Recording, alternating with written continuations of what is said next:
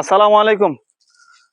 বন্ধুরা, ছাগলগুলাকে গতকালকে একটু দানাদার খাবার তুলনামূলক বেশি দিয়েছিলাম। বাচ্চা ছাগল তো দুধের ছাগল।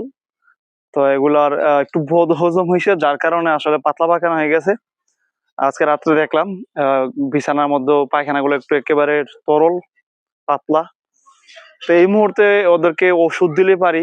তো বাচ্চা ছাগল ওষুধ না দিলে বলো, এমনি তো ছাগল, গরু, ভেড়া, মহিষ, হাঁস, মুরগি, মানুষ মানে যে কোনো প্রাণীদেরকে যত ওষুধ কম খাওয়ানো যায়।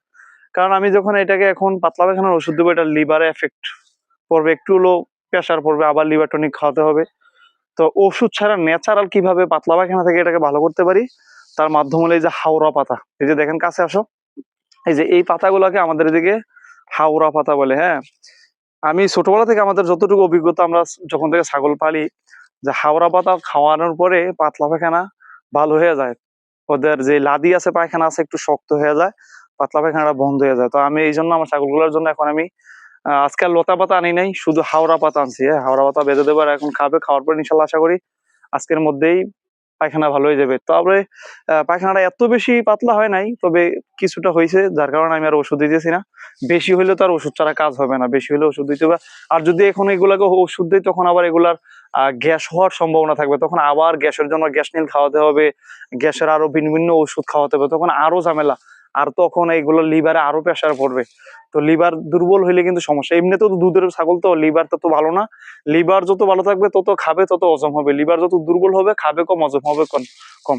তো আমি এটাকে এখন, এদেরকে এখন আমি হাওড়া পাতাগুলো দেবো, আশা করি এগুলো খুব ভালোভাবে খাবে।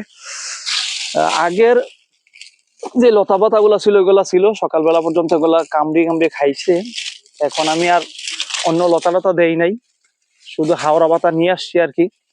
দেখি হাওড়া পাতা দিলে খাবে। আপনারা যারা দেশ গ্রামে ছাগল লালন পালন করছেন, আপনাদের হয়তো অভিজ্ঞতা থাকতে পারে যে হাওড়া পাতা ছাগলের পাতলা পায়খানার জন্য কতটা উপকারিতা, আপনারা হয়তো জানেন, বা যারা খামারি আছেন তারাও হয়তো অনেকে বলতে পারেন। তো আমার ছাগলগুলা মাসাল্লাহ হাওড়া পাতা ভালো খায়। আমি এখন এগুলাকে বেঁধে দেবো আর কি। আসলে আমি এখন যদি বেশি পাতলা পায়খানা হইতো, তাহলে হয়তো আমি দেওয়া লাগতো, ওষুধ দেওয়া লাগতো। এখন যত একটু কম, তো আমি তদ্রুপ ওষুধটা দিচ্ছি না আর কি। ওষুধ ছাড়া যদি ন্যাচারালি যদি সুস্থ করা যায়, ট্রিটমেন্ট করা যায়, তাহলে আর ওষুধের কি প্রয়োজন বলেন? ওষুধ তো আর ভালো না। যত ওষুধ খাওয়াবেন ততই সমস্যা। যত ওষুধ থেকে দূরে থাকতে পারেন, যে কোনো প্রাণীর জন্য, আমাদের মানুষকেও যদি আমরা যত ওষুধ থেকে দূরে রাখতে পারি, ততই ভালো। তো দেখি আর কিভাবে খায়, ভেজে দিতে হবে ওইগুলাকে, ভালোভাবে খাইতে পারে।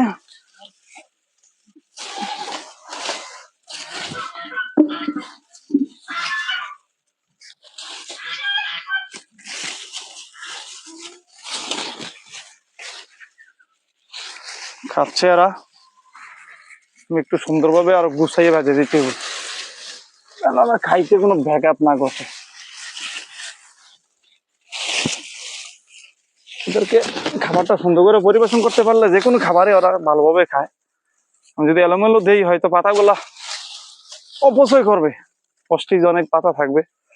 হাওড়া পাতা সংগ্রহ করতে তো এখন কষ্ট অনেক, হাওড়া পাতা পাওয়া যায় না সময়।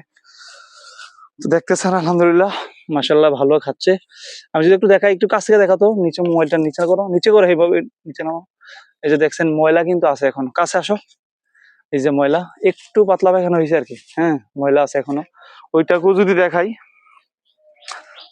এই যে আর এই ছাগলটা বেশি পাতলা পায়খানা করে নাই, হালকা করছে। তো আশা করি সারাদিন আজকে হাওড়া পাতা খাওয়ানোর ফলে এই পাতলা পায়খানা থেকে মুক্তি পাবে আর কি ওরা। তা আমিও মুক্তি পাবো, ওরা মুক্তি মানে তো আমি মুক্তি। ওরা সমস্যা মানে আমারও সমস্যা, ওরা আমার আসলে কলিজা। তো সকলে ভালো থাকবেন, আমার জন্য দোয়া করবেন। আল্লাহ হাফেজ।